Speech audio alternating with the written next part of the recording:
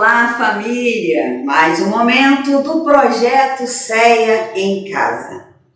Durante essa pandemia de 2020, a nossa evangelização infantil Isa Malfei tem encontros com as crianças todos os dias pelo Instagram, @B-Paraíso da Leitura. Todos os dias tem um material super bacana que diverte e, ao mesmo tempo, ensina a doutrina espírita.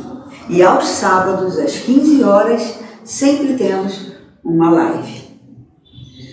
Com vocês, Adriana Lins, com o tema da Lei Divina.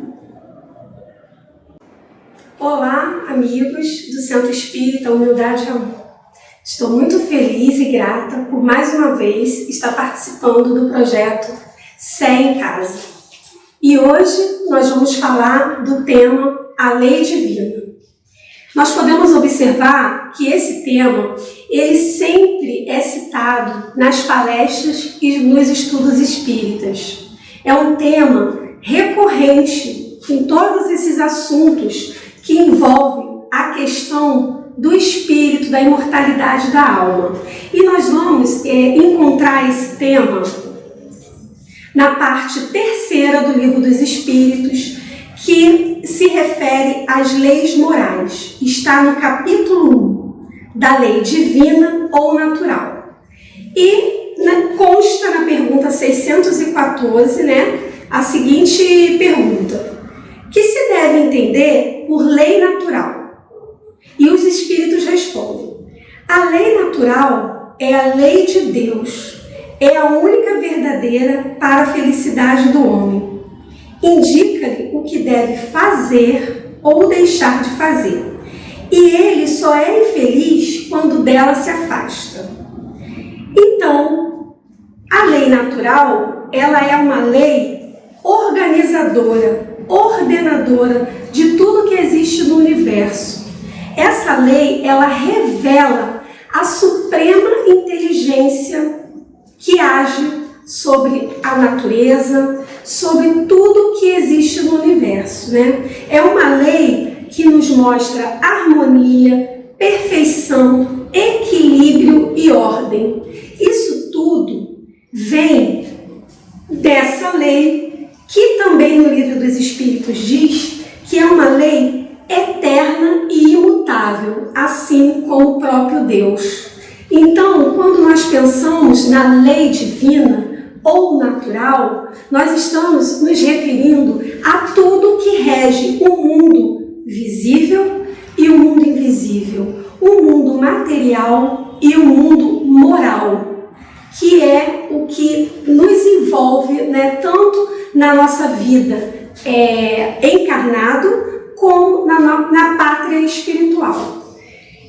Todos nós percebemos através da vivência, essa lei, mas algumas pessoas compreendem essa lei no sentimento, porque ela é tão grandiosa que fica até difícil a gente explicar.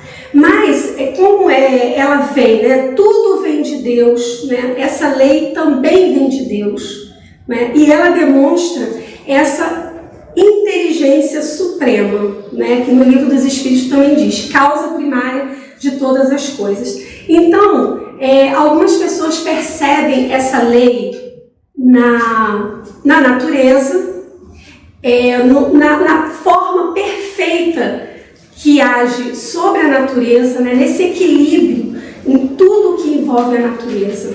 Mas também nós percebemos essa lei, por exemplo, no nascimento de uma criança, na gestação e no nascimento de uma criança. Nós podemos perceber essa lei nos fenômenos que envolvem tudo em relação ao universo, tanto na Terra como no espaço.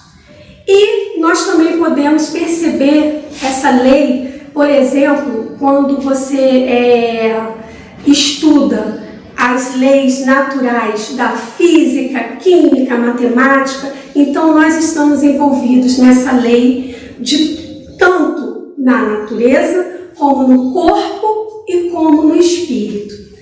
E essa lei que rege a nossa vida e tudo que existe, ela também é uma lei de amor. E essa lei nós vamos percebê-la estudando as leis morais. Hoje, esse capítulo é o primeiro capítulo das leis morais. Então, nós vamos aprofundar sobre o aspecto da lei moral. E vamos perceber que lá na pergunta 621, continuando nesse capítulo, existe a pergunta: onde está escrito a lei de Deus? E a resposta é na consciência. E na maioria dos estudos espíritas, nós sempre vamos ver essa pergunta: onde está escrito a lei de Deus? Na consciência. E é a partir desse estudo que nós percebemos como que nós somos regidos na questão moral por essa lei. Como que nós vamos perceber essa lei? Como que a lei, ela se dá na nossa consciência? Então, a partir da nossa vivência, a cada existência, a cada encarnação, durante a ascensão do Espírito, porque nós fomos criados, num dado momento, pelo poder divino, para a imortalidade. Então, nós temos, nessa caminhada, nessa trajetória evolutiva da nossa vida, nós temos a imortalidade. Então, durante esse período, a cada existência, nós vamos desenvolvendo a nossa inteligência.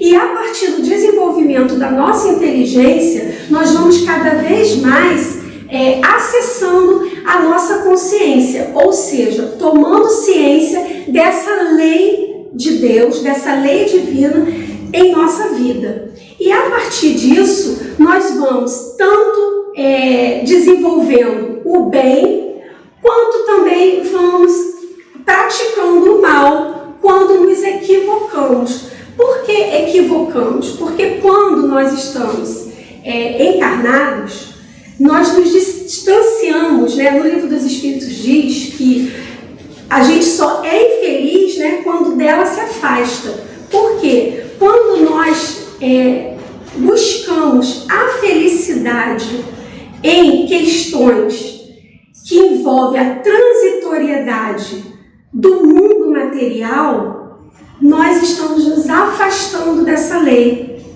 Porque nós vamos buscar a felicidade onde ela não existe. Porque tudo que envolve as questões materiais, elas são passageiras, porque elas não são da nossa real existência. A nossa verdadeira pátria é no mundo espiritual. Nós somos espíritos. Só que nós fomos criados por Deus, que nos ama, e nós fomos criados a partir desse amor. E nós temos dentro do nosso âmago a centelha divina. E essa centelha divina, ela é o amor de Deus, Então, o que é natural é o bem.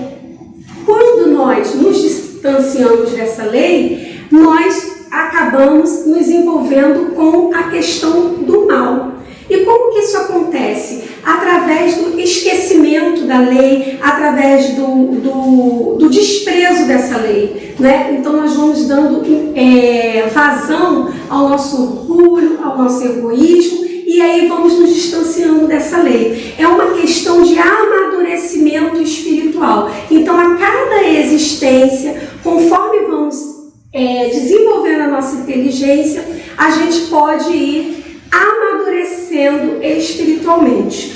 E toda vez que o indivíduo ele é íntegro, ele busca a honestidade nas suas atitudes, ele tem uma tranquilidade espiritual. Essa tranquilidade vem dessa paz que a questão da honestidade nos traz. Porque você está conforme a lei de Deus, porque a sua consciência diz que você está cumprindo a lei de Deus na sua vida. Então você tem uma paz na consciência. Então isso te dá tranquilidade.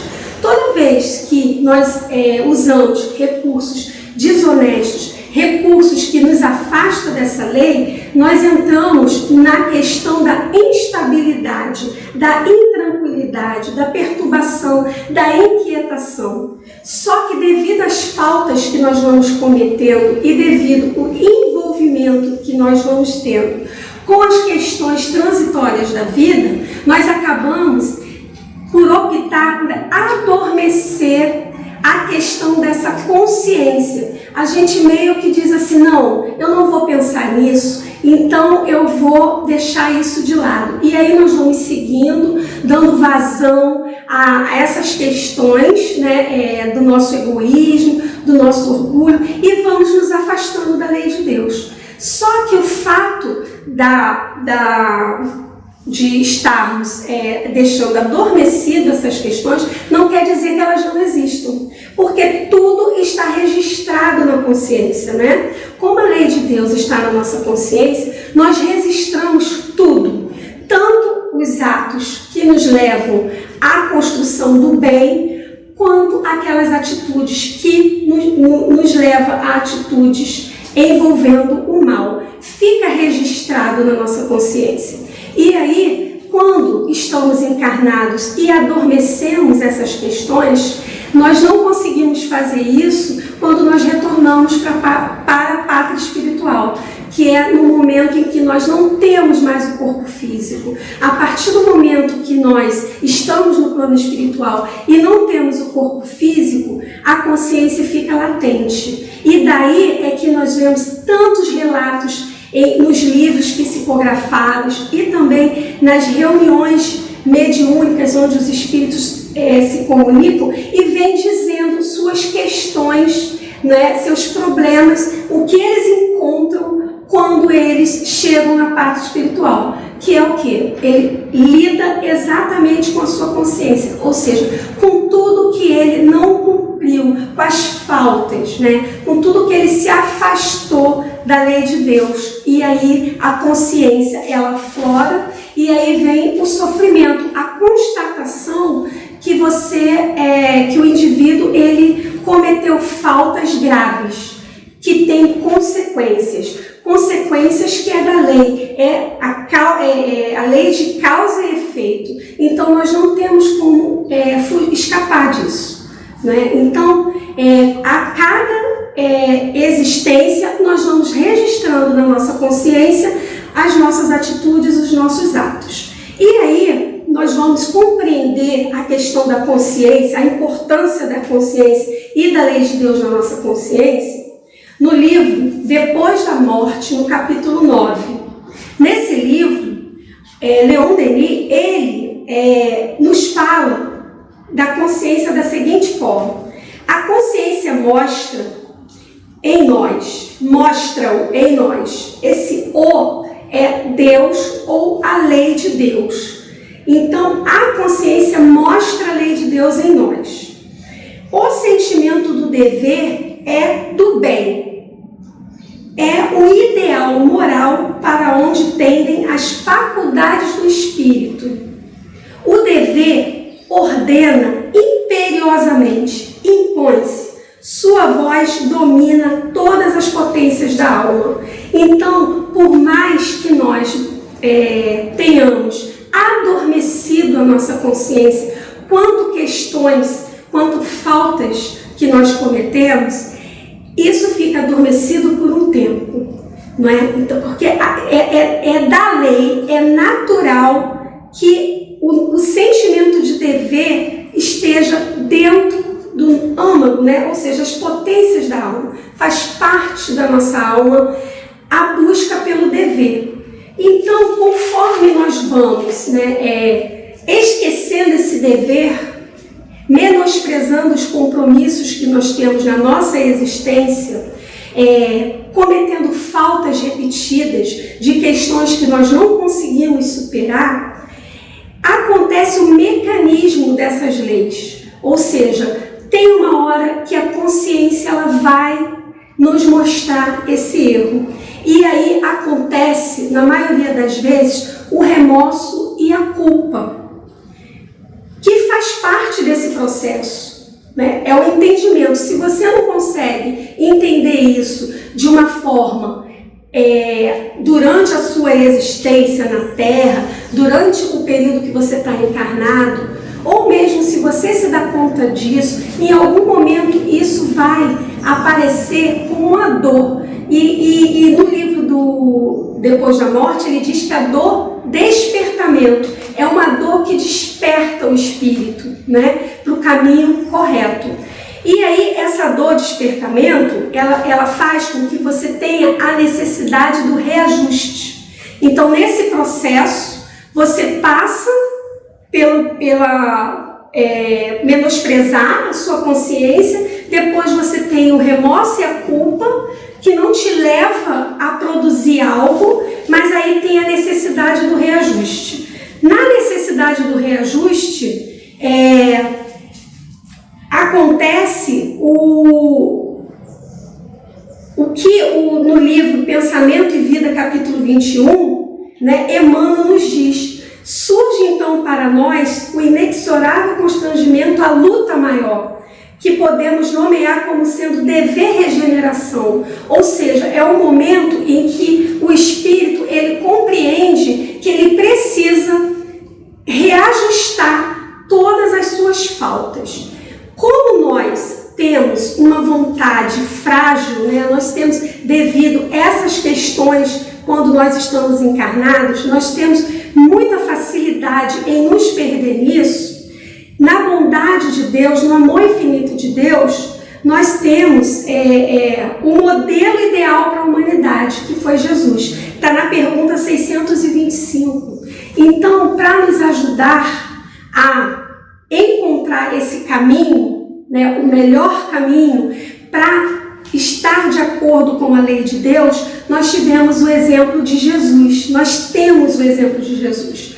Basta termos a coragem de enfrentar esse desafio, que é seguir tudo que Jesus nos trouxe.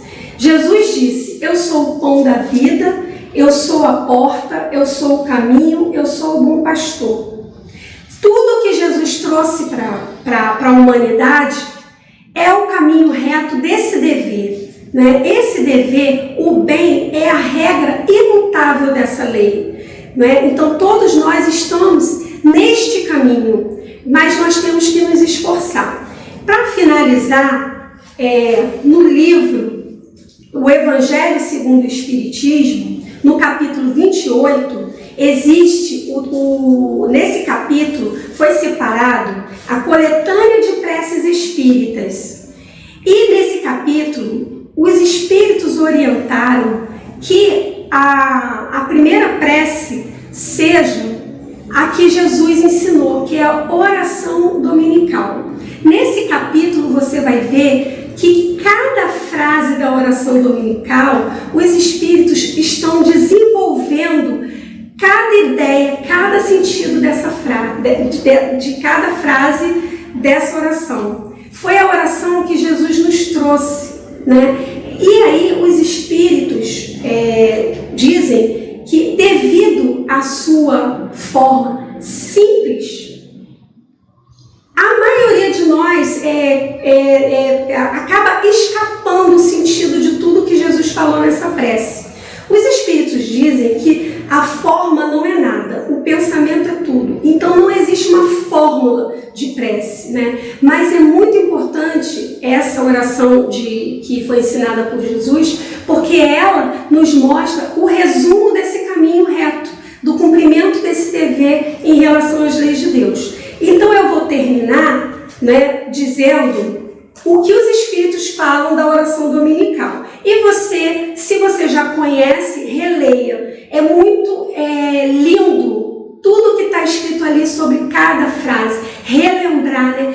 Analisar cada frase que Jesus falou nessa oração dominical. E os espíritos dizem: é o mais perfeito modelo de concisão, verdadeira obra-prima de sublimidade na sua simplicidade. De fato, sob a forma mais restrita, ela resume todos os deveres do homem para com Deus, para consigo mesmo e para com o próximo. Ela encerra um ato de fé, de adoração e de submissão. o pedido das coisas necessárias à vida e o princípio da caridade. Então, que todos nós possamos buscar, no exemplo que Jesus nos trouxe, cumprir as leis de Deus que estão na nossa consciência. Que a paz de Jesus fique com todos nós. Graças a Deus.